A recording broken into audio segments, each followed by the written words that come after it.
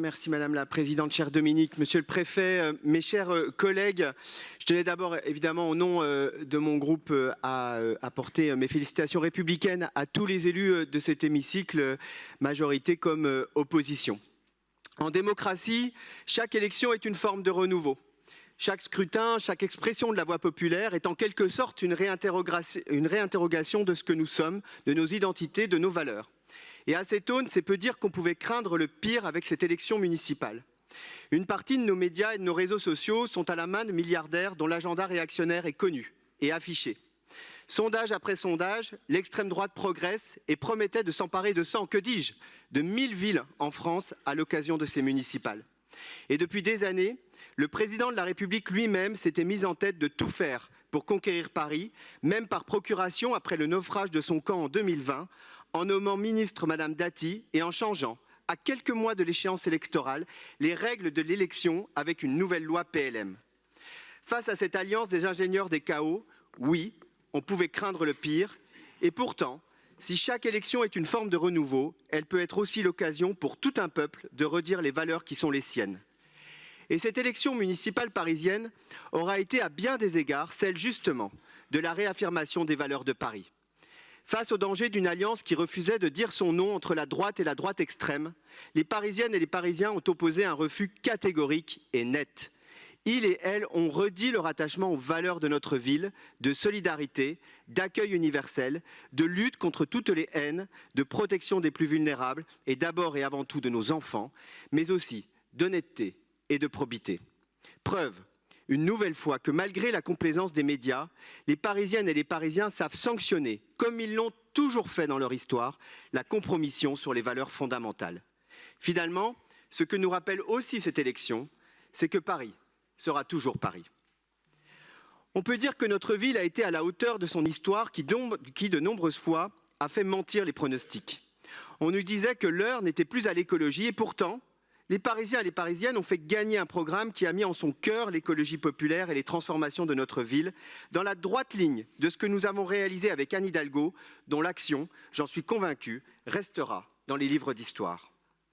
Parce que les Parisiennes et les Parisiens savent, eux, que le dérèglement climatique ne s'arrête pas parce que Pascal Praud en nie l'existence. On y disait que l'heure des métropoles était à l'égoïsme outragé et au dénigrement malsain. Eh bien, les Parisiennes et les Parisiens ont porté un projet de solidarité, de générosité et de fierté de nous-mêmes et de notre histoire. On y disait que l'heure était au buzz des vidéos TikTok, mais les Parisiennes et les Parisiens ont préféré la vérité du quotidien et la sincérité, l'hyper-proximité plutôt que l'ébriété narcissique. De cette campagne de Paris, nous retiendrons qu'une élection n'est jamais jouée, qu'il n'est qu'une seule vérité, le vote, bref, que Paris, son avenir, nous appartient. Aujourd'hui donc s'ouvre un nouveau chapitre de l'histoire de notre ville. Car oui, chaque élection est une forme de renouveau. Et nous ne sommes pas ici, juste comme je l'ai pu l'entendre, la majorité d'hier reconduite. Nous avons, je le crois, inventé et construit une nouvelle forme d'union. Preuve que parfois nous savons dépasser les clivages partisans, les frontières de nos organisations et les égos et les ambitions personnelles, parce qu'une seule chose n'a compté ici, l'avenir de Paris, de celles et ceux qui y habitent et qui ont logé leur vie comme leurs rêves. Emmanuel, maintenant, tu as cette lourde charge d'écrire cette nouvelle histoire, de ne pas décevoir celles et ceux qui croient en toi, qui croient en nous, et de réunir celles et ceux qui doutent et qui ne partagent pas forcément toute notre vision.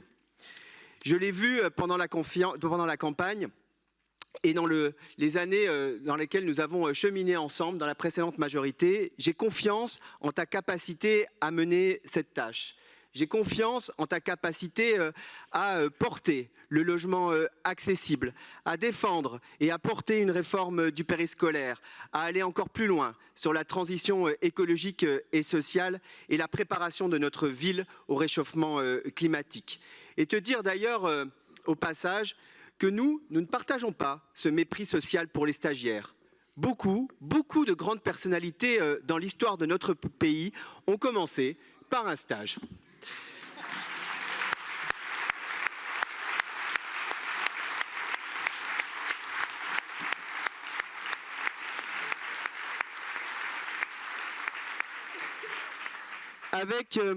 l'ensemble des écologistes, avec Marie-Pierre Marchand et Guillaume Durand, nos deux coprésidents du groupe écologique et social de Paris, tu nous trouveras à tes côtés. Avec 36 membres, dont 2 de nos camarades de l'Après et Lucie Castet, bientôt nouvelle maire du 12e arrondissement, nous constituons le plus grand groupe de l'histoire des écologistes à Paris. C'est une force inédite dont tu sais bien sûr l'exigence, la discipline légendaire bien sûr, mais surtout la loyauté au projet que nous portons. Une force en effet pour porter l'ambition d'une transformation écologique et de justice sociale, pour continuer à défendre les valeurs de Paris, pour faire qu'ici, comme partout dans le monde, Paris continue à être cette lueur d'espoir qu'ensemble, on peut changer le monde. Je vous remercie.